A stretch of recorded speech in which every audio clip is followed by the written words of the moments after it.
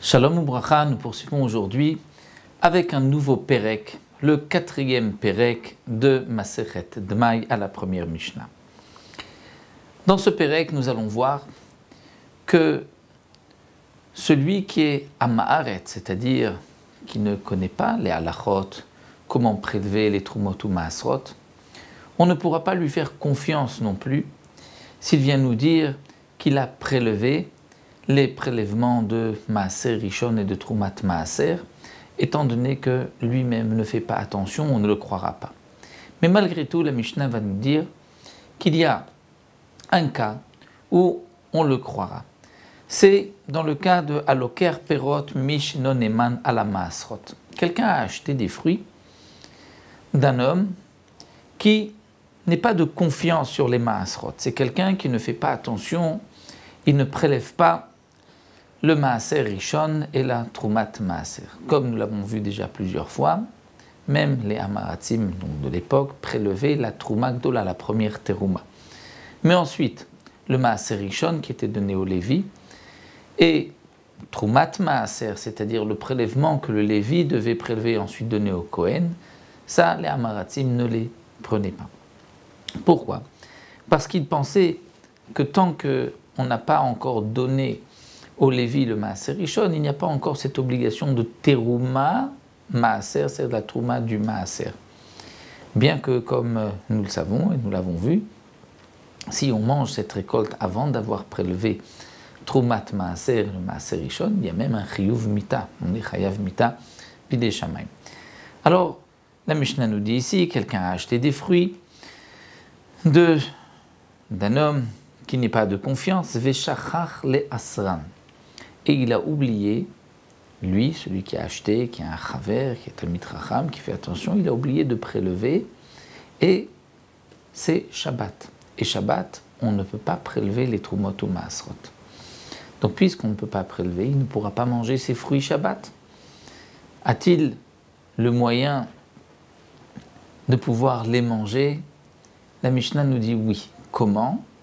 Veshoalo be Shabbat. Il va demander à celui qui lui a vendu, le jour de Shabbat, il lui demandera, est-ce que tu as prélevé le Maaser Rishon, la Trumat Maaser? Et si cet homme-là lui dit, oui, Yochal Alpiv, dit la Mishnah, on mangera, il pourra manger sur Alpiv, c'est-à-dire sur son témoignage, sur sa parole. Pourquoi? Parce que, c'est assez exceptionnel, même les Amaratim, c'est-à-dire l'ignorant, a peur de mentir le jour de Shabbat. Le jour de Shabbat, il ne mentira pas. Même si un jour de semaine, il risque de mentir, et je ne peux pas lui faire confiance, mais le jour de Shabbat, il ne mentira pas.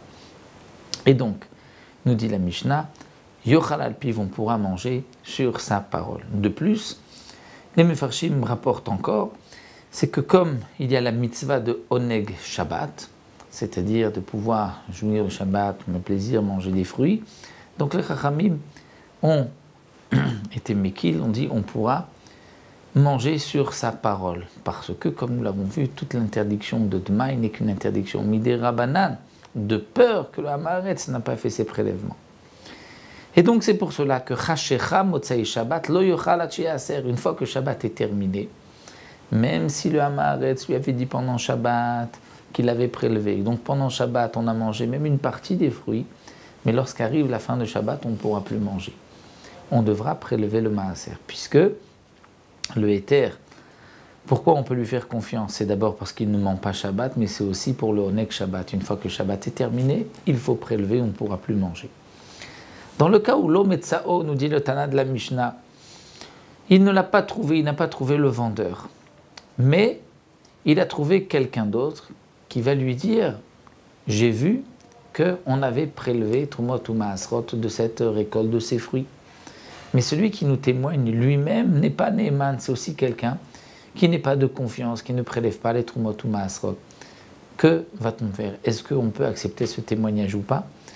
Alors la Mishnah nous dit, Amarlo echad sheno neeman ala Maasrot meusari men ochel alpiv. Si quelqu'un qui lui n'est pas de confiance lui a dit que les maasrot ont été prélevés, il pourra manger aussi sur sa parole.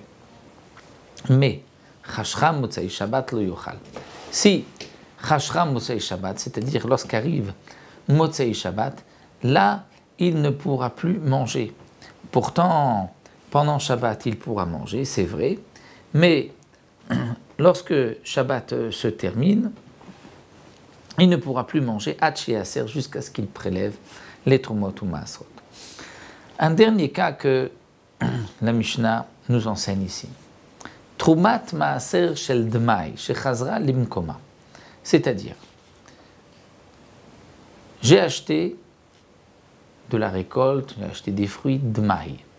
Damaret, je ne sais pas est-ce qu'il a prélevé ou pas, Dmai, Damai, comme l'ont vu ceci, quel est le statut de cette récolte. Et cette récolte, ces fruits, j'ai prélevé le Maaser Rishon, et du Maaser Rishon, donc de ce premier prélèvement qui est réservé aux Lévi, on a prélevé la Trumat Maaser, donc Khumra pour pouvoir manger les fruits.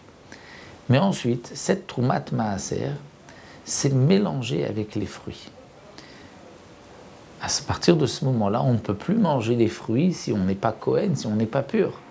Parce qu'il y a de la Trumat Maaser qui se trouve dans les fruits. Puisque la Trouma qui a été prélevée a été remise, même involontairement, dans les fruits. Qui pourra manger les fruits? Uniquement un Kohen, et à condition que le Kohen soit pur. Puisque le Israël ne peut pas en manger, il a quand même le moyen de demander au vendeur, de demander au Hamaretz, est-ce qu'il a prélevé ou pas? Parce que si le vendeur avait prélevé Trumat Maaser, donc ce que l'acheteur a prélevé n'avait pas de sens, il l'a prélevé en plus, il n'avait pas besoin. Et donc la récolte, là, n'est pas interdite. Alors le Tana de la Mishnah nous dit Trumat Maaser Shel Dmai, Shechazra Limkoma, la Trumat Maaser du Dmai qui est revenue à sa place, c'est-à-dire qui a été prélevée mais qui a été remise et mélangée avec la récolte. Rabbi Shimon Shezuri Omer, Af Bechol Shoalo Vochlo Alpim. Là, Rabbi Shimon Shezuri nous dit on pourra demander à celui qui nous a vendu, est-ce qu'il avait lui auparavant prélevé Trumat Maaser, et on mangera sur sa parole, même si il nous le dit un jour de semaine. Pourquoi? Pourtant, nous avons vu qu'il n'a peur de mentir que le Shabbat. C'est parce que, comme là on a prélevé Trumat Maaser, là le Hamaretz a peur. Si il n'a pas prélevé, il ne dira pas j'ai prélevé, parce que là il y a de la Trumat Maaser et c'est une interdiction de la manger. Donc là il nous dira la vérité. S'il a donc prélevé auparavant, ce que j'ai maintenant prélevé était en plus, n'a pas de sens, et donc la récolte n'est pas interdite. S'il n'avait pas prélevé, donc là, ce que j'ai prélevé, c'est la Trumat Maaser, on ne pourra donner à manger qu'à un Kohen qui est pur, si bien sûr la récolte, les fruits sont purs, mais si les fruits sont impurs, là aussi le Kohen ne pourra pas en manger. Voici donc pour cette première Mishnah de ce 4e Pérec.